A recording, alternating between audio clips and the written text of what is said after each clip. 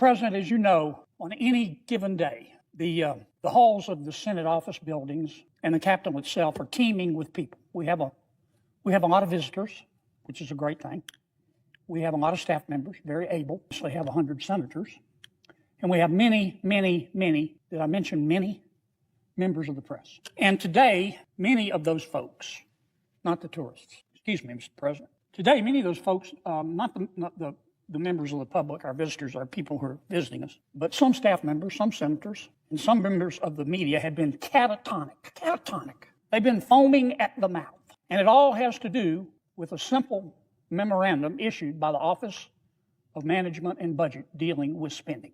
And I want to talk about that for a few minutes, Mr. President, and try to put it in perspective. I thought about starting my talk today off by saying, if it weren't for double standards around this place, there wouldn't be any standards at all. And actually, that's true, but that's too cynical for the point I want to make today. The point I want to make today is that in Congress, we're headed for a multiple vehicle pileup,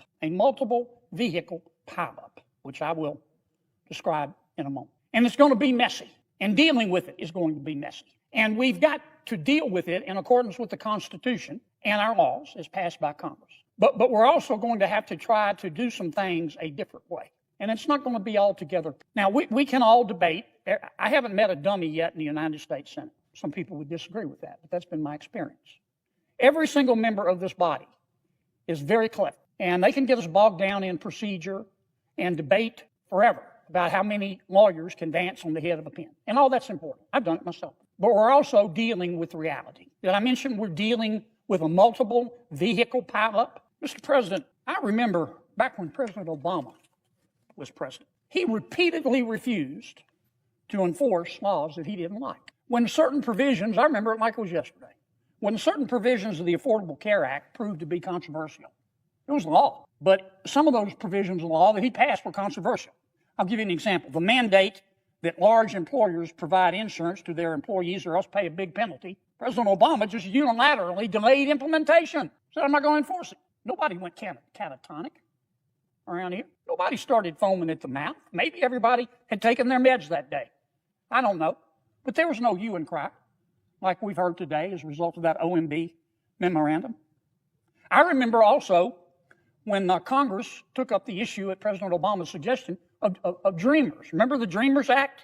Congress wouldn't pass it. Dreamers are children brought to the United States of America illegally by their parents who've come here illegally. But the children are children. They don't know better. President Obama proposed the Dreamers Act. Congress didn't pass it. So President Obama just ignored the law. He protected them from deportation through executive action. It's called the 2012 Deferred Action for Childhood Arrivals Program. He broke the law. Nobody around here foamed at the mouth. Nobody around here went catatonic, included but not limited to the media. I remember when President Biden did a very similar thing. He sought to preserve and fortify DACA, as we call it. And he also took a number of steps unilaterally to weaken immigration enforcement. We know that. That's why the border under President Biden was an open, bleeding wound. He refused to follow the law. Nobody foamed at the mouth around here. Members of the press didn't become catatonic. I don't remember anyone, Democrat or Republican, calling for President Obama's impeachment after a federal court criticized his administration for spending money unlawfully. You remember that? President Obama decided to pay subsidies to health insurers in 2014. So I had to give them money. This is one problem. Congress hadn't appropriated the money. The GOP House, the Republican-controlled House, federal judge ruled against President Obama. But the money was spent. I remember when the GAO concluded that the Obama Health and Human Services Department in 2016 illegally spent money. Congress didn't appropriate it by paying insurers instead of sending the money to the Department of Treasury. Nobody around here foamed at the mouth, including members of the press. Nobody around here went catatonic. Now, I didn't come here today, Mr. President, to debate the Take Care Clause of the United States Constitution. We're all familiar with it.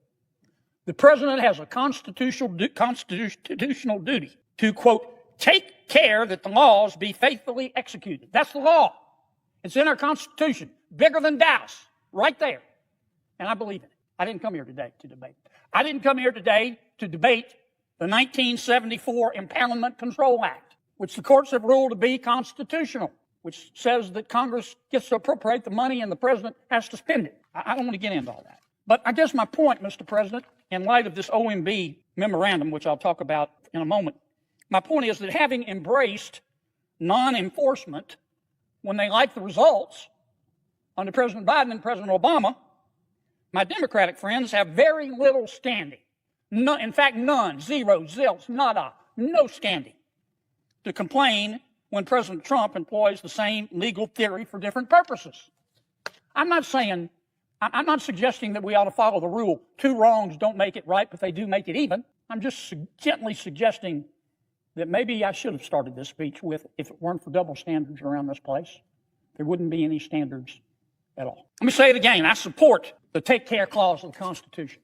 And I can read the law. I know a law book from a J. Crew catalog. I know what the Impoundment Act says. And I can read the court opinions holding that it's constitutional. Now, why am I talking about all this stuff? As you know, since he's been president, I don't know, a week, 10 days, President Trump has issued about a squillion executive orders. I think it's the most executive orders issued by a president in this short period of time in the history of ever. I'm still trying to read them. And most of his executive orders, this is a general statement, but I think it's fairly accurate, intend, as is his right, to reverse many of the policies implemented by President Biden. And I think it was yesterday, the Office of Management and Budget under President Trump, under an acting director, issued a memorandum. And the memorandum went out to all agencies of the federal government, and it said, look, you've seen the president's executive orders changing federal policy, which he has the right to issue. So hold up spending any money, OMB said to the various agencies, that would implement President Biden's policies as have been changed by President Trump. And the OMB was very careful in its initial memorandum and in its explanation later to say, look, we're not talking about direct payments to people. We're not talking about Medicaid. We're not talking about Medicare. We're not talking about Social Security. We're not talking about SNAP benefits. Very careful. Well, people around here today have been screaming like they're part of a prison riot. Oh, my God.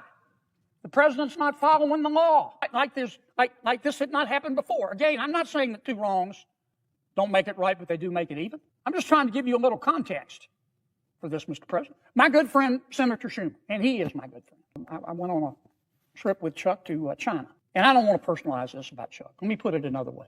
Some of my Democratic friends have been running around, and some of my friends in the media have been running around like a 5-year-old in a Batman t-shirt, screaming that the world is coming to an end and the Impoundment Act is being violated and the take care clause of the Constitution has been thrown into the garbage bin, as if this sort of hesitation to spend money has never happened before in Washington, D.C. Why is the Trump administration doing this? Look, I don't know. I don't talk to the Trump administration every day.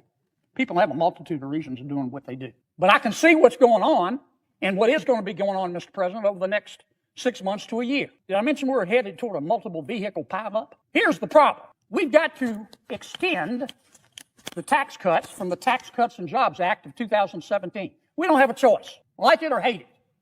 If we don't extend those tax cuts, when they expire shortly, taxes are going to go up $4.3 trillion on the American people. Not 4.3 million, not 4.3 billion, $4.3 trillion. And 60% of that tax increase is going to impact middle class and lower income Americans. And that's just a natural fact. If we don't extend those tax cuts, it is going to drive our GDP and our economy on a journey to the center of the earth.